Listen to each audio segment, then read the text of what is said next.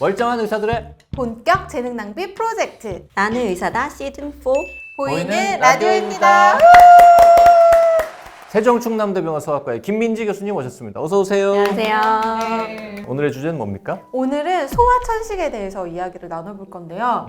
저는 제일 궁금한 게 아기들을 보면 가만히 있다가 기침을 해요. 그래서 아무렇지 않게 또 놀아요. 감기에 걸려서 저러는 건지 아니면 뭐 목에 이물질이 걸려서 저러는 건지 천식이 있어서 그런 건지 구분하기가 너무 어려울 것 같거든요. 기침은 우리 몸을 방어하는 되게 중요한 작용인데요.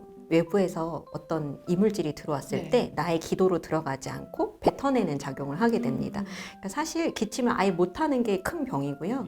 기침을 잘 하는 거는 우리 몸의 중요한 능력인데요. 정상적으로도 하루에 10번 이내에 기침은 할 수 있다고 되어 있어서 기침 횟수가 증가하지 않으면 별로 걱정하지 않으셔도 됩니다. 그 셀 수는 없잖아요. 근데 그거를 9번, 뭐 10번이다 이제 이렇게 세진 않으니까. 네. 보니까 아기들이 가다듬기 기침이라는 것도 한다던데 이건 뭐예요? 뭐 이렇게 하는 기침을 하는데요. 보통은 아기들보다는 초등학생 친구들이 많이 오는 경우들이 있는데요. 일반적인 기침하고 조금 다르게 호비루가 있을 때 이걸 내가 목을 깨끗하게 하는 작용인 경우가 많은데 이런 경우에는 알레르기 비염을 같이 동반한 경우가 많이 있어서 알레르기 비염이 맞는지 확인하는 그런 절차를 거치게 됩니다. 되게 천식을 걱정해서 병원에 아이를 데리고 오는 경우는 어느 정도일 때 데리고 옵니까? 저희가 일반적으로 감기에서 기침을 아주 길게 하면 한 달도 할 수 있다고 얘기하거든요. 근데 한 달을 넘어가는 기침을 계속 한다든지 아니면 병원에 가면 얘는 맨날 쌕쌕거린다든지 이런 얘기를 듣게 되면 병원에 내원하시게 됩니다. 그럼 선생님이 이렇게 진찰해 보시면 얘는 천식이다 아니다 알 수 있어요? 나이대에 따라 조금 다른데요. 어린 아이들 같은 경우에는 이제 청진을 해보고 이 천식이라고 하는 것 자체는 기도에 만성 염증이 생겨서 기관지가 좁아지는 병이거든요.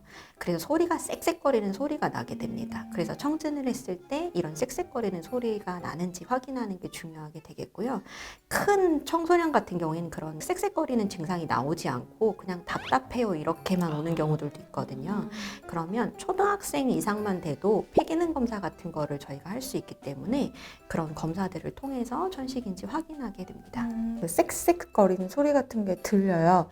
그럼 이게 혹시 뭐 봄에 잠깐 나타나고 안 나타나요? 그러면 이런 경우에도 천식을 의심해 볼 수 있나요? 쌕쌕거리는 걸 일단 확인을 해야 되는데요. 쌕쌕 소리는 숨길이 어느 부위든 좁아지면 날 수 있는 소리거든요.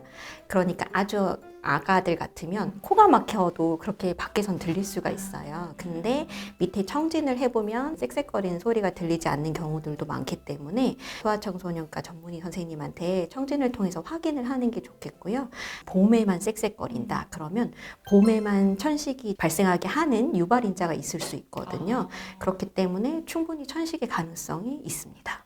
그 어릴 때 천식 진단받는 아이들은 크면 어떻게 돼요? 소아들 같은 경우에는 천식이 20살 넘어서 75% 이상은 다 좋아진다고 얘기를 해요. 그래서 천식입니다 이렇게 얘기하면 드라마 영화에서 너무 무서운 게 많으니까 부모님들이 굉장히 낙담을 하시는데 소아천식은 성인보다 훨씬 예후가 좋기 때문에 진찰과 또 치료를 잘 따라오시면 크게 걱정하지 않으셔도 된다 이렇게 말씀드립니다. 75%는 좋아진다고.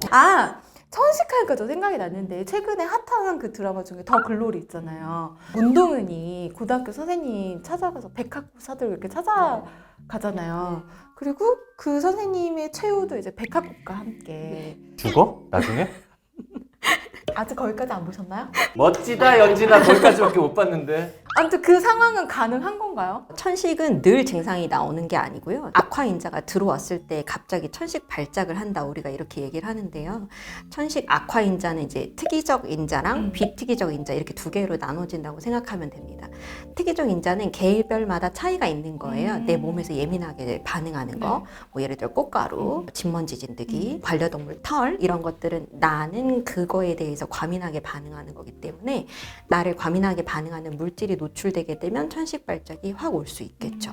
그리고 비특이적으로 자극하는 것들은 뭐 미세먼지나 차고 건조한 온도 이런 것들이 갑자기 노출되면 또 천식 발작이 갑자기 올 수 있습니다. 그럼 소아천식 환자도 그렇게 특정한 물질에 반응하는 아이들이 있고 비특이적으로 이것저것 다 반응하는 아이가 있고 이렇게 나뉘는 겁니까? 그럴 수 있습니다.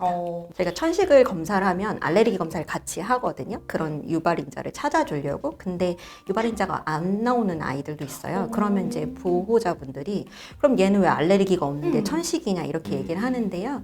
천식이라고 해서 다 알레르기 유발 물질을 다 가지고 있는 게 아닐 수 있어서, 하지만 기관지 자체는 비특이적 자극에 굉장히 예민하게 반응할 수 있기 때문에 천식에서 알레르기 유발 물질을 가지고 있는 경우도 있고 가지지 않은 경우도 있고 이렇게 나눌 수 있습니다. 그러면 그 두 가지 경우에 따라 치료 방법도 달라지나요? 치료는 사실 같고요. 근데 이제 유발 물질이 있을 때에는 그걸 이제 피하라고 안내를 하죠. 네. 뭘로 치료합니까? 천식 치료에서 가장 중요한 건 흡입제 치료가 제일 중요한데요. 흡입제 치료는 조절제하고 완화제 크게 두 가지로 나눈다고 이야기합니다. 조절제라고 하는 거는 제가 이제 보호자분들한테 설명할 때 불이 나지 않게 예방하는 약 이렇게 얘기하거든요. 기관지가 예민해서 밖에서 아까 유발 요인이 들어오면 갑자기 발작을 할 수 있댔잖아요. 그 예민도를 낮춰주는 약이 조절제라고 생각하시면 되고, 그런데 어쩔 수 없이 노출이 돼서 천식 발작이 왔다. 그럴 때는 천식 완화제를 같이 쓰시라고 합니다. 그 어른들도 그 흡입기 제대로 쓰기 어렵잖아요. 이게 뭐 타이밍 맞춰가지고 네. 이렇게 누르는 순간이랑 들이마시는 맞아. 거랑 네. 아이들 교육하는 것도 되게 힘들겠습니까? 네, 굉장히 어려운데요. 이제 흡입 약물을 전달하는 방식이 정량식 흡입기, 건조불망 흡입기, 네뷸라이저 이렇게 나눠지게 되는데, 정량식 흡입기는 우리가 이제 드라마, 영화에서 많이 보는 칙 뿌리면 나오는 것들 있잖아요. 이런 것들은 이제 속도와 박자를 맞춰야 되는 게 좀 어려운 면이 있고요. 건조불말 흡입기는 안에 파우더로 내장되어 있기 때문에 세게 내가 흡입을 해서 들이마셔야 됩니다. 그런데 소아 같은 경우에는 그런 것들을 하기가 어렵기 때문에 네뷸라이저라고 해서 웅 소리가 나면서 약물을 전달하는 그런 기구를 사용하게 되어 있고요.